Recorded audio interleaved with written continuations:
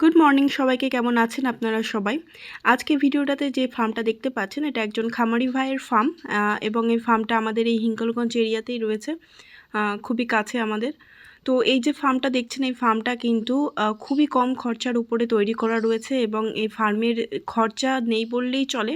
ঘর, থাকার জায়গা সমস্ত কিছুই কম খরচায়, প্লাস ছাগলগুলো বলতে গেলে বিনা খরচায় পালন করার মতোই চলছে। খামারি ভাই কিন্তু এই ছাগলগুলোকে চারণভূমিতে চড়িয়ে পালন করেন।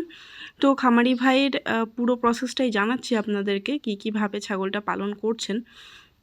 তো প্রথমত ঘর দেখুন, ঘরটা কিন্তু ভিতরে পুরো চৌকি রাখা, যেটা আপনারা বাইরের থেকে দেখতে পাচ্ছেন অলরেডি, ভিতরে যাওয়ার প্রয়োজন নেই। চৌকি করে রাখা, ওর উপরেই কিন্তু ছাগল থাকে। এছাড়া উপরটা ত্রিপল দেওয়া এবং ত্রিপলের নিচে কিন্তু বিচুলি দেওয়া। তো বিচুলি দিলে তার উপরে, বিচুলি অনেকে নাড়া বলে থাকে, অনেকে খড় বলে থাকেন। তো ওই বিচুলি আর ত্রিপল দিলে যেটা হয়, নিচের শেডটায় গরম ভাবটা এবং ঠান্ডা ভাবটা কোনোটাই খুব একটা বেশি নামে না, ওয়েদারটা ভালো থাকে ঘরের। আর ত্রিপল যেটা তাড়াতাড়ি নষ্ট হয় না। তো ওই বিচুলিটা ত্রিপলের নিচে দেওয়ার কিন্তু ওটা একটা প্লাস পয়েন্ট। তো যাই হোক, এই খাবারের বাস্কেটগুলো দেখুন, নর্মাল যে ব্যারেলগুলো আমাদের ফার্মে রয়েছে সেই ব্যারেলই কিন্তু কাঠ দিয়ে ঠিক আটকানো ছিল। আর ছাগলগুলো বিভিন্ন জায়গায় বাঁধা, কিছু ছাগল ছাড়া থাকে, কিছু ছাগল বাঁধা থাকে, যারা একটু গুতোগুতি করে তাদের বাঁধা থাকে।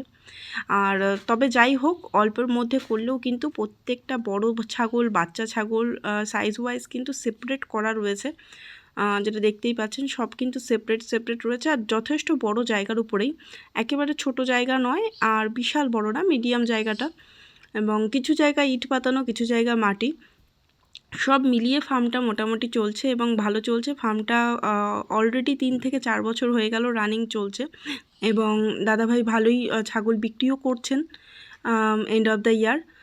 আর বর্তমানেও প্রায় 40 থেকে 50টার কাছে ছাগল রয়েছে। কিছু ছাগল মাঠে রয়েছে যখন ভিডিওটা করা হয়েছে তখন।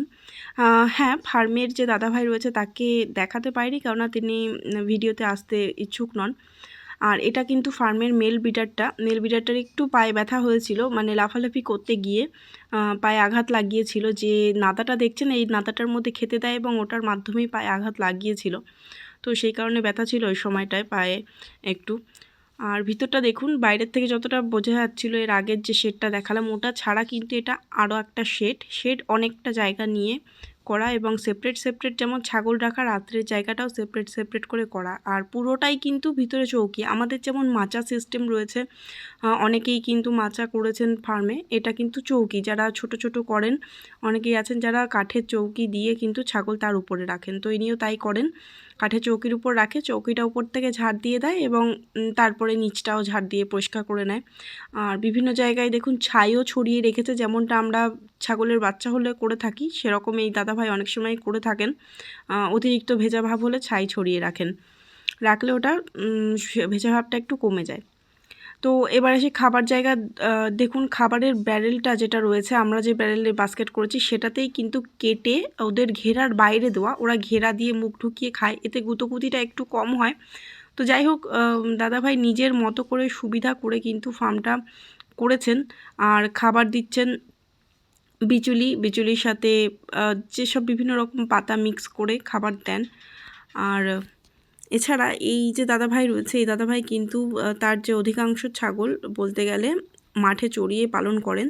এনার পিছনেই কিন্তু বড় একটা বিল রয়েছে।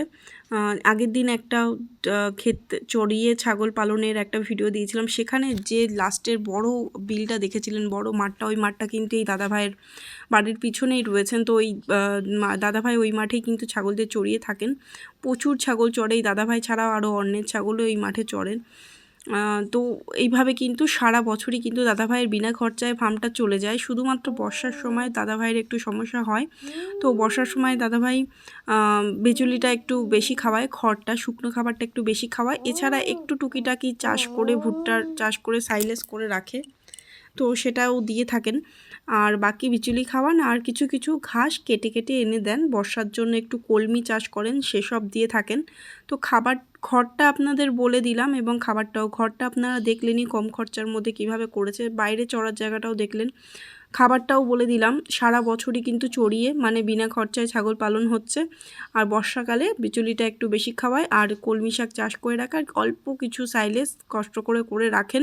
তার মধ্যে কিছু ভালো থাকে, কিছু ফাঙ্গাস ধরে যায়। তো যাই হোক, যেটুকুনি ভালো থাকে সেটুকুনি খাওয়ান। তো সব মিলিয়ে খুব কম খরচায় কিন্তু ছাগল পালন করছেন। হ্যাঁ, যখন বর্ষাকালে বিচুলি দিয়ে থাকেন তখন কিন্তু বিচুলির সাথে একটু গম, ভুসি এবং খোল এটাও ব্যবহার করেন। যাই হোক, দাদাভাইকে অনেকবার রিকোয়েস্ট করার পরেও দাদাভাই আসতে চাননি ভিডিওতে। যদি ভবিষ্যতে কখনো পারি, কখনো আসতে চায়, তো অবশ্যই তার সাথেও কথা বলিয়ে সোজাসুজি একটা ভিডিও করে আপনাদের সঙ্গে শেয়ার করব। তো আপাতত যখন আসতে চাননি, তো আমি সমস্ত তথ্য দিয়ে দিচ্ছি ভিডিওর মাধ্যমে।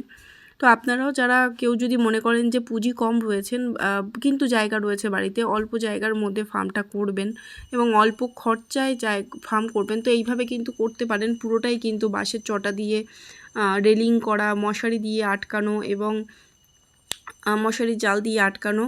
আর তাছাড়া ঘর যেটা রয়েছে সেটাও বাঁশের চটা, কাঠ এবং ত্রিপল, বিচুলি এই সমস্ত দিয়ে নর্মালি অল্প খরচে পুরো ঘরটাও করা, বাইরের জায়গাটাও করা। খরচ খুবই কম করেছেন। তো আপনারাও কিন্তু চাইলে এরকমভাবে করে নিতে পারেন অল্প খরচায়।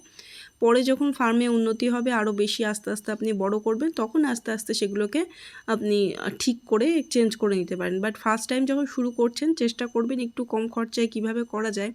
যদি কম খরচা একটু করতে পারেন তাহলে কিন্তু সেটা আপনাদের সুবিধা হবে। কেননা ফার্ম যখনই করবেন আপনাদের মাথায় এটা চিন্তা রাখতে হবে যে ফার্ম করে কিন্তু প্রফিট সাথে সাথে পাবেন না। অন্ততপক্ষে 2 বছর আপনাকে নিজের খরচায়, 2 থেকে 3 বছর নিজের খরচায় কিন্তু ফার্মটাকে চালিয়ে নিয়ে যেতে হবে। তো সেই পর্যন্ত কিন্তু ফার্মটা আপনাদের চালানোর জন্য নিজের হাতে পুঁজিটা কিন্তু রাখাটা ভীষণ দরকারি।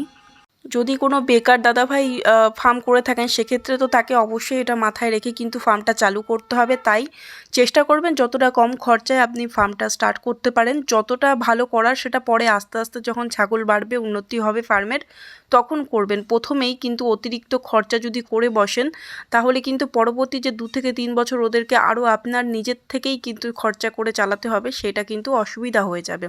হ্যাঁ, যার অন্য একটা কর্মসংস্থান রয়েছে, যে অন্য একটা কর্ম করে আয় ইনকাম করছেন, তার কাছে ওটা কোনো ব্যাপার হয়তো নাও হতে পারে। কিন্তু যারা বেকার যুবক রয়েছেন, তারা কিন্তু চেষ্টা করবেন একটু কম খরচায় ফার্ম করে এবং অল্প পরিমাণ ছাগল নিয়ে স্টার্ট করে, এবং যদি পারেন তো কিছুটা জমিতে ঘাস চাষ করবেন। আর যদি পারেন তো আশেপাশে যদি বিল থাকে, একটু বিলে চারণভূমিতে চড়ালেন এবং বাগানের গাছপাতাও কেটে এনে খাওয়াতে পারেন। আর যাই হোক, চেষ্টা করবেন ঘাসের উপরে ফার্মটাকে তৈরি করার, ঘাসের উপরে রাখার। তাহলে কিন্তু ফার্মটার খরচাটা অনেক কম থাকবে এবং ফার্ম উন্নতি করবে, ভালো হবে। তো এইভাবে কিন্তু ফার্মটা করতে পারেন। দেখুন, দাদাভাইয়ের প্রত্যেকটা ছাগলগুলোর স্বাস্থ্য একেবারে খারাপ নয়, যথেষ্ট ভালো। নর্মালি যখন বর্ষা চলে যায়, শীত গরমে ছাগলের স্বাস্থ্য ভীষণই ভালো থাকে। বর্ষাকালে যেহেতু খেতে একটু অসুবিধা হয়ে যায়, যেহেতু দাদাভাইয়ের তেমন বিশেষ কোনো ঘাস চাষ করা নেই, সেই কারণে কিন্তু ওদের একটু অসুবিধা হয়ে যায়, তখন শুকনো খাবারটা বেশি খায় আর অল্প কলমি শাক বা অল্প কাঁচা ঘাসটা পায়। তো সেই কারণে বর্ষায় একটু সমস্যা হয়। তাছাড়া বাকি সব সময় কিন্তু ছাগলগুলোর স্বাস্থ্য খুবই ভালো থাকে। বিচুলি মাখানোর পরে উপর দিয়ে যেটা ছড়াচ্ছিল ওটা কিন্তু গমের ভুসি ছিল। গমের ভুসি খোল এই বিচুলি এই শুকনো খাবার শুধুমাত্র বর্ষাতেই ব্যবহার করে। সারা বছর কিন্তু এই যেটা দেখছেন চারণভূমিতে ছাগল পালন হচ্ছে, এভাবেই কিন্তু চারণভূমিতে দাদাভাই পালন করে থাকেন। বাড়িতে তো অল্প কিছু ছিল এবং বাকি সব কিন্তু এইভাবে চারণভূমিতেই ছিল। আর প্রায় 50 থেকে 60টা ছাগল কিন্তু দাদাভাই রয়েছে। বছর শেষে অনেকটাই ছাগল কিন্তু বিক্রি করছেন, একজন সফল খামারি। আপনারাও এরকম কম খরচায় ঘর করুন এবং সবুজ ঘাস পাতার উপরে ছাগল পালন করার চেষ্টা করুন। কম খরচায় সাকসেসফুল একজন ফার্মার হবেন। আজকের ভিডিও এখানেই রাখছি। সবাই খুব ভালো থাকবেন। টাটা।